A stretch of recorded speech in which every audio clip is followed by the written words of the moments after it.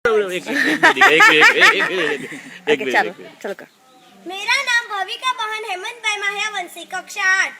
आज मैं आपको बेटी बचाओ के बारे में कुछ कहना चाहती हूँ। मेरी आपसे एक ही विनती है कि आप ध्यान से सुनिए। मनुस्मृति में कहा है कि यत्र नार्यस्तु पूज्यते रमन्ते तत्र देवताः, यानी कि जहाँ नारी की पूजा की जाती है वहाँ देवता भी प्रसन्न होते हैं। ईश्वर ने जब सजीव सृष्टि का निर्माण किया होगा तब शायद पहले नारी का ही निर्माण किया होगा, तभी तो ये सजीव सृष्टि आगे बढ़ी। लेकिन ईश्वर ने जब सजीव सृष्टि का निर्माण किया होगा तब बेटा और बेटी में कोई भी अंतर नहीं रखा होगा। यह भेद हमने ही पैदा किया है। जब बेटा जन्म लेता है तब सब लोग खुशी से फूला नहीं समाते हैं और तरह तरह की मिठाइयाँ और पेड़े बांटने के लिए निकल जाते हैं।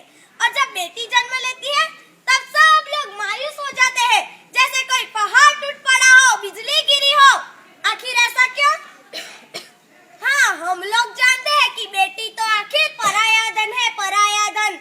वो बड़ी होकर ससुराल चली जाएगी और अपनी सारी कमाई की मुड़ी ससुराल वालों को दे देगी।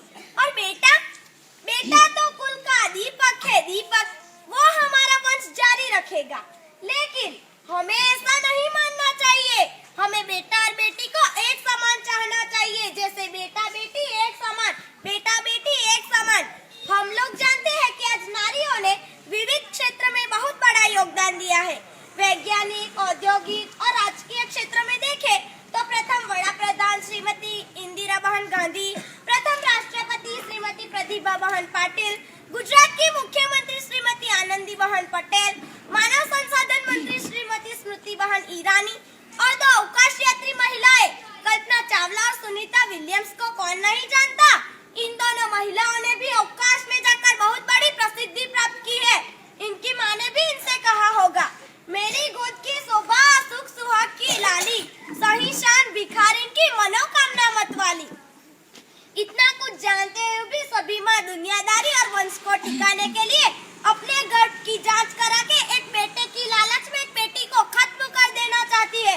तभी एक गर्भ में पलने वाली बेटी अपनी माँ से कहती है, माँ मेरे अंग अभी इतने सुकोमल है कि मैं तुम्हें तुम्हारा पल्लू खींच के डॉक्टर के पास जाने से रोक भी नहीं सकती। माँ, मेरे शरीर पे जो शस्त्रक्रिया होने वाली है इनसे मुझे बहुत ही नुकसान होगा। माँ, तुम मुझे इनसे बचा लेना। माँ, मुझे बचा लेना। मैं भी इस पृथ्वी पे जन्म लेना चाहती हूँ।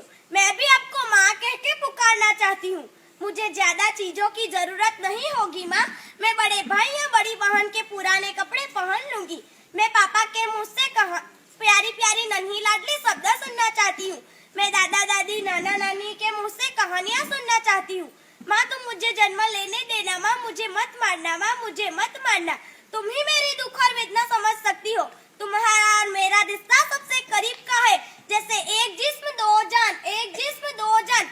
तुम ही मेरी दुख और वेदना समझ सकती हो, क्योंकि तुम ममता की मुहूर्त जो ठहरी।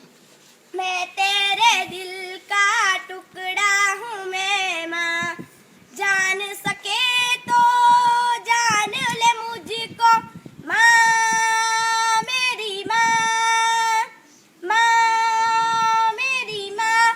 माँ, तुम मुझे जन्म लेने देना, क्योंकि मेरी बहुत सारी तमन्नाएं हैं, जैसे कि मैं बड़ी होकर एक बड़ी इंसान बनूं और अपने पाँव पर चलकर इस दुनिया को देख सकूं और समाज में उजियारा कर सकूं। जो तुमने मुझे जन्म नहीं दिया तो मेरी सारी तमन्नाएं चकनाचूर होकर मिट्टी में मिल जाएगी। मेरे सारे सपने भी टूट जाएंगे। मेरी सारी आशाएं निराशा में बदल जाएगी।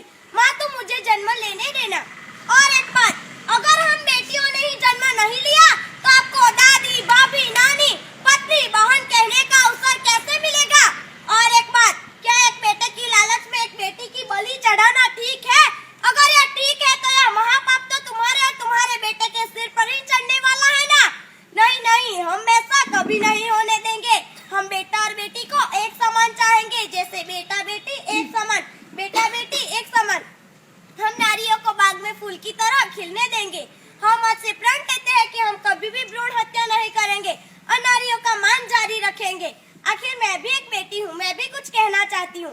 बेटी हूँ मैं बेटी, मैं तारा बनूंगी। बेटी हूँ मैं बेटी, मैं तारा बनूंगी। तारा बनूंगी मैं, सहारा